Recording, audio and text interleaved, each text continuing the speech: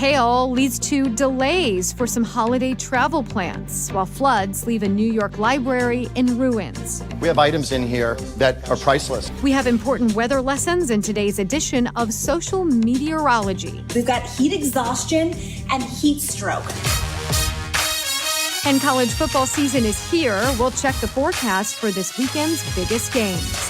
From our nation's capital, this is the National Weather Desk. Good morning and welcome to the National Weather Desk. I'm Lindsay Mastis. Chances are growing that we could soon have at least one or even two tropical storms or hurricanes in the Atlantic Ocean. We have been watching this first disturbance for several days. It's risen from a 20% becoming a named storm to a 50% chance today, and if it does, it is likely to stay south of the U.S. Further east, there's another disturbance, and it has just a 20% chance of forming over the next week. In Japan, at least 4 people are dead and 100 injured after a typhoon made a landfall on Thursday. Officials say there is a great risk for floods and landslides in southern Japan after the storm dumped nearly 3 feet of rain over 3 days. The winds have weakened, but the rain is expected to continue for several more days as the storm slowly pushes across the island nation. More than 4 million people remain under evacuation orders today. 89 years ago, one of the strongest hurricanes in U.S. history made landfall in the Florida Keys. It is now known as the Labor Day storm of 1935. Emily Gracie looks back at the historic storm. In 1935, life in the Florida Keys was a unique blend of natural beauty, maritime tradition, and a vacation lifestyle. Despite the Depression, tourists flocked to the Keys by way of Henry Flagler's Overseas Railroad. On Labor Day 1935, the nation's first recorded Category 5 hurricane struck the Florida Keys, killing hundreds and leveling buildings up and down the island. In a time before weather radar and satellites, residents of the Keys relied on word of mouth and weather instrument. They heard a storm hit the Bahamas and started watching the barometer. As the pressure fell, they prepared for the worst, and it arrived on Monday, September 2nd. The pressure dropped to 892 millibars as the storm intensified, bringing winds over 200 miles per hour and a 15-foot storm surge that washed away 30 miles of railroad. On one of those rail cars were hundreds of World War I veterans that were living and working in the Keys at the time.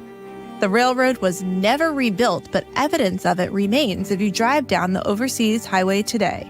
For the National Weather Desk, I'm meteorologist Emily Gracie.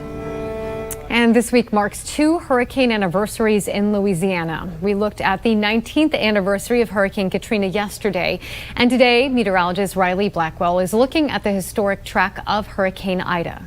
But only just a few years ago, back in 2021, Hurricane Ida also made landfall in Louisiana, first making a couple of landfalls on August 27th in parts of Cuba as a Category 1 hurricane at 80 miles per hour, rapidly strengthening into a Category 4 hurricane, making landfall near Port Fortune in Louisiana. It is second only to Katrina for the most destructive hurricane to ever hit Louisiana, also tied with Hurricane Laura and a hurricane back in 1856 as the strongest hurricane to ever hit Louisiana. A non-native plant introduced to the southeast to help protect dunes from hurricanes is now a major nuisance. It is called beach vitex, and Michael Owen met with a team of researchers who are working to solve the problem. Native to the Pacific Rim, beach vitex was planted locally after Hurricane Hugo in 1989 to help with dune erosion. But it did the opposite. It lacks a fibrous root system, meaning it doesn't trap sand. It also grew too well, overwhelming native plants and harming wildlife. It can grow right over a sea turtle nest. And so they didn't know, when the hatchlings come out, they might actually not be able to get out through that tangle of beach vitex. And in some cases where it's growing so thickly, the female sea turtles, when they come in, they might not even nest there.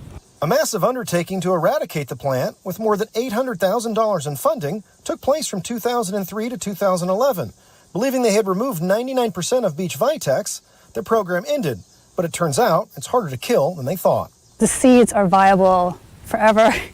Roots, you can grow back from little bits of roots. So it's such a tenacious plant. And because of how hardy it is, they need the public's help. We need the public to do is to report where they're seeing beach vitex. So on their property, it can occur, streets back from the beach, and that's a problem too, because if you have a plant growing a bunch of seed, even if we take it all off the beach, one good storm might wash that seed right back onto the beach where it's going to grow again. And because beach vitex blends in well with local vegetation, it's hard to tell them apart. The key is watching for purple flowers, round leaves, seeds, and how it grows. It's distinguished by upright stems that grow in sort of a bush form, or it also grows on these long runners with a woody stem. The Labor Day getaway ran into some speed bumps across portions of the Mid-Atlantic on Thursday. The golf ball-sized hail fell in Sterling, Virginia yesterday afternoon. It was part of a system that brought severe storms to the region, and it appears that the weather impacted air travel. 27% of departures from D.C.'s Reagan National Airport were delayed yesterday. 15% have been canceled. A New York library was badly damaged by a historic storm. More than a week later, we are getting a look at this incredible video showing the floodwaters and the destruction that they caused. Kurt Semder has the story. The sheer force, the buildup of water that collected, popped out one of the windows in the lower level, and then all of that water just made its way throughout the entire library building, flooding the entire basement level with a rush of water. It took down a wall and toppled over objects in its way. Luckily, the library was closed and no one was inside. You could see the force of the rainwater literally bent the steel studs here. More than 10 days later, the building remains without power and the damage still being discovered. The major concern? The Long Island History Collection. We have items in here that are priceless. Like a letter signed by Thomas Jefferson or the original deed to the town. This right here once held all of our maps, and you could see that the water is still. Once staff was able to get back into the building, they quickly removed the most important pieces, and when I tell you this entire room, every surface was covered. It's hard to imagine just how much water flooded this basement, but when you smell the mold all these days later, it really puts it into perspective. Library officials tell me they expect this space to be renovated and usable by spring of 2025. Countless beaches are getting ready for an influx of people hoping to enjoy the last official days of summer. But meteorologist Ryan Munn is reporting that there is still some time to enjoy some good weather at Maine beaches. Visitor-wise, this summer as a whole has certainly gone as expected here at Old Orchard Beach. There was a little bit of a slow start in June, but everybody seemed to have a really good July. August seems to be going just as good. If you do plan to head to the beach, it's always important to keep an eye out for rip currents. This weekend, the current report is that the surf is not going to be that big. So more than likely we won't have any, but you never know. Any given day, Mother Nature could throw something at you and there could be rip currents. Thinking beyond Labor Day weekend, September can also be a great month here in Maine. September is a better month. The ocean's the warmest it is all year. The weather's always nice. The crowds aren't here, and the rates are much lower than they are in July and August. So it seems to be a real strong fall. So get out there and make those fall plans. And now let's check the forecast in some of the cities AAA says are the top destinations this long holiday weekend. Seattle, Washington is topping AAA's list of top Labor Day destinations. Visitors to the Emerald City will not be disappointed with the weather. It should be sunny right through Monday with temperatures in the upper 70s to low 80s. Orlando, Florida is the number 2 spot this weekend, and it is pretty easy to see why. And it shouldn't be a surprise that scattered storms are in the forecast every day. High temperatures there will be in the upper 80s. The Big Apple is 4th on the destination list, and there could be scattered storms today and Sunday in New York. Monday is the clear pick of the weekend. Highs will range from the mid-70s to 80s. And the city by the Bay is number 10 on AAA's list of top destinations this Labor Day. It looks dry all weekend in San Francisco with highs in the upper 60s to low 70s. Coming up on the National Weather Desk, there were a lot of sightings of the northern lights this month. We'll look at why the sky was putting on a show.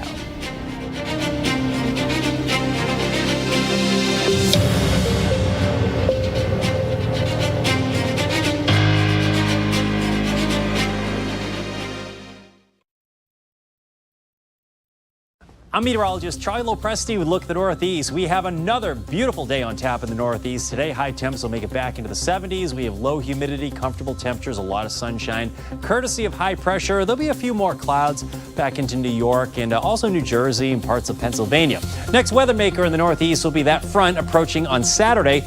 Most of us will get into some showers. There's a slight chance for a rumble of thunder. Some of these showers may linger into Sunday through parts of New England.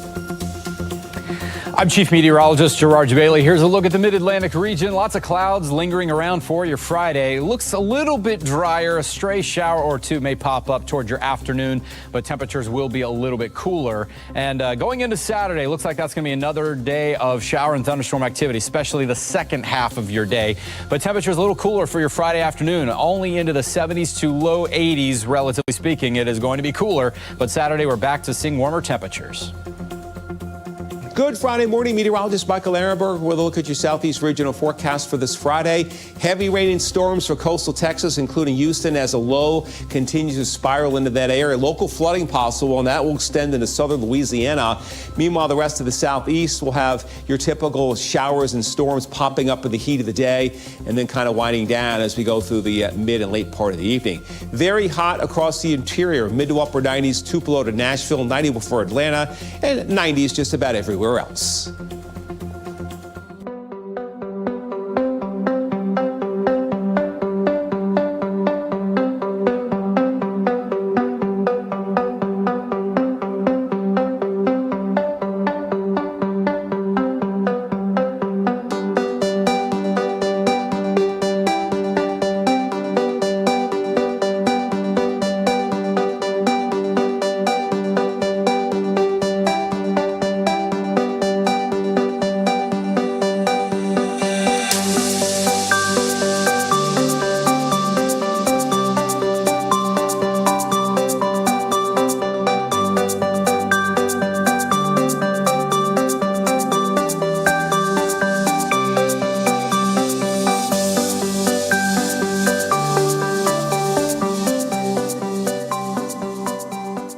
You are watching the National Weather Desk.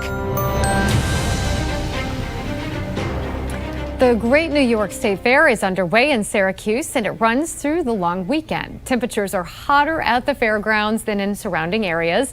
As meteorologist Violet Skybor explains, it's due to the urban heat island effect. What that means is in urban location, the temperatures heat up hotter than the suburbs. And this is because the greenery helps to keep the air cooler.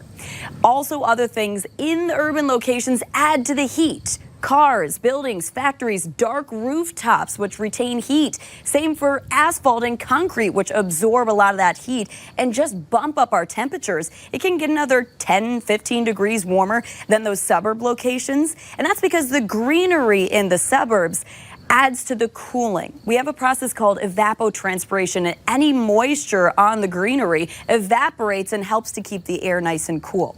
At the fairgrounds, lots of pavement, and that only adds to the heat in the air, but also the ground poses a threat. Because of the heat and also the sunshine, we have to have a sunny day. Say on Tuesday, when temperatures got close to 90, concrete can get up to 125, asphalt 140, which means skin can burn in seconds. The reason why asphalt gets so much hotter than grass is because of three things. Albedo.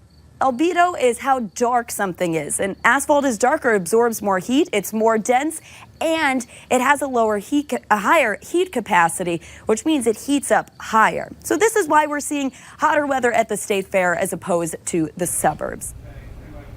And Maryland's hot and dry summer is impacting flowers across the state. Meteorologist Amy Aronson spoke with a flower grower to find out what they had to do this year to make sure their flowers survive the heat.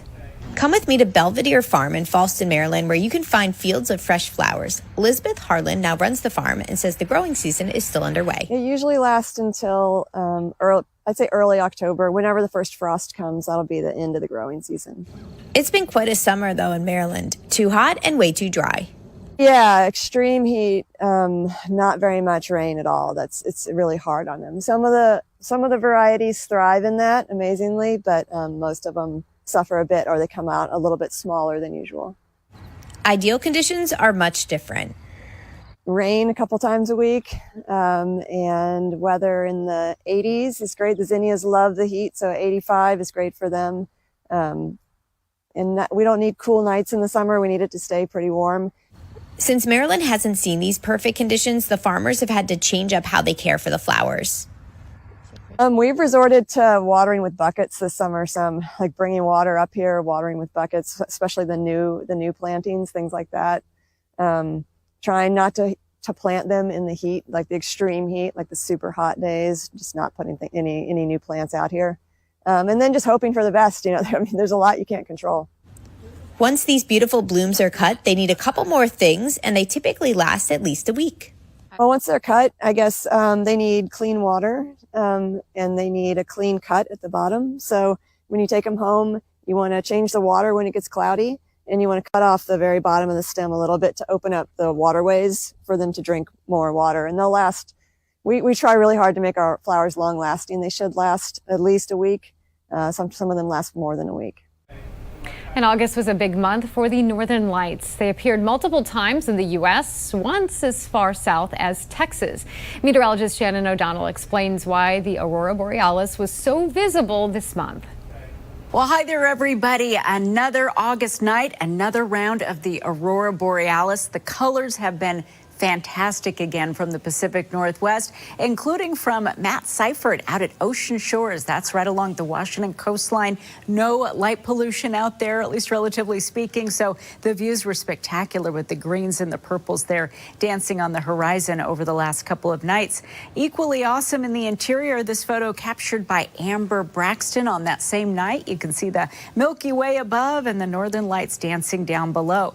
Beautiful purples and greens also on the skyline out of Whatcom County. That's right near the Canadian border, courtesy of Sean and Amy Wheeler the last couple of nights. And another picture, this was from Crystal's 19-year anniversary. She said her and her husband were able to enjoy that great view of the aurora borealis dancing over the waterfront to celebrate their anniversary. So we keep seeing the Northern Lights, it seems like every couple of weeks, and there's a reason for it. Where have these come from out of nowhere compared to years past? Well, it's part of solar cycle 25. It means there's a lot of activity going on right now around the sun. This happens roughly every 11 years, and it tends to lead to geomagnetic storms here on Earth. And I'll say we've seen beautiful displays of the Northern Lights through much of the Northwest and much of the country, for that matter, throughout most of the summer. If you've missed the last couple of rounds of the aurora borealis, there's still plenty of chances and opportunities to see them again. Scientists think that this solar cycle will last deep into 2025. For the National Weather Desk, I'm meteorologist Shannon O'Donnell. And now is the time for a segment that we like to call Social Meteorology. That's where we share social media posts from our team of meteorologists across the country. And we're beginning with Tara Blake and a recent Instagram post about heat exhaustion and heat stroke. And because it's so late in the season, I want to remind you of what it feels like when your body is overheating. There's two separate categories. We've got heat exhaustion and heat stroke. So if you're out at a ball game, you've got kids practicing, you're just in the backyard with the family. If you start to feel a little bit lightheaded, you're really starting to sweat more than normal, even getting a little bit of the clammy skin. You feel like your heart is slowing down and even getting muscle cramps, you've got heat exhaustion. You gotta find cold water and air conditioning to cool your temperature down. The more extreme is when we get towards heat stroke. So if you start to get a throbbing headache, you're no longer sweating, you get dry skin instead, you're noticing your heart beating fast, you want to make sure that you're calling 911. In heat, it can happen that fast. Blue skies to the southeast, storms to the northwest, and sandwiched in between is me with a gorgeous rainbow in the sky. And actually, if you look close, it's a double.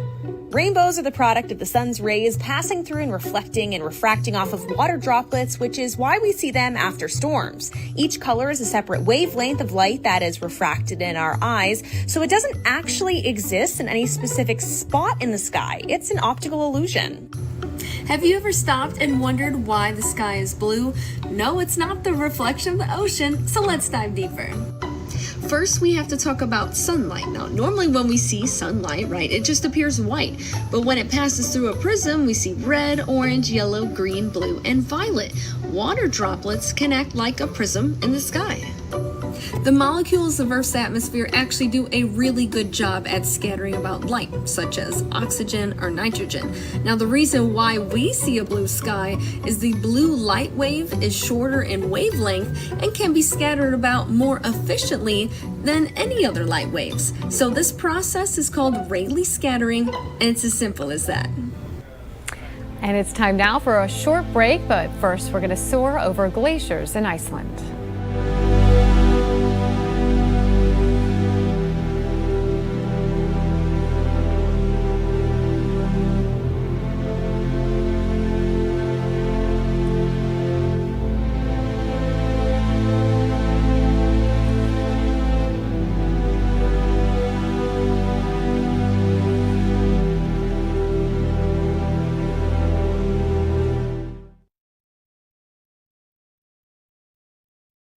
Well, a very good Friday morning, everyone. I'm meteorologist Andrew Buck-Michael. We're going to be dealing with some rain across the Midwest, working its way to the east as we go through the day. By the way, it's College Colors today, National College Colors Day. Go Buckeyes.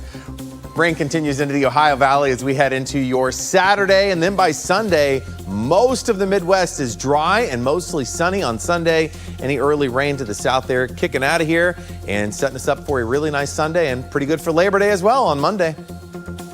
Good morning, I'm meteorologist Alex Garcia. Here's a look at your regional weather. Starting off with a little rain and some cooler temperatures up in North Texas at Amarillo.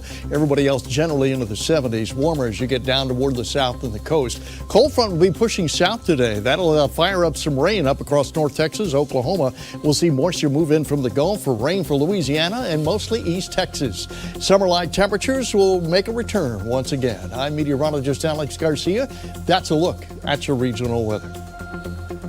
Well, hi there, everybody, and a good Friday morning to you. I'm meteorologist Shannon O'Donnell. As we head into the grand finale of August the next couple of days, the heat is going to bloom and blossom over the western U.S. Going for 105 today in Vegas, 90 in Spokane, 67, still some fog, keeping San Francisco cooler by the city by the bay. Look at this big ridge of high pressure building in over the Four Corners region. Severe clear air all the way through the Pacific Northwest. And that's the scene from here.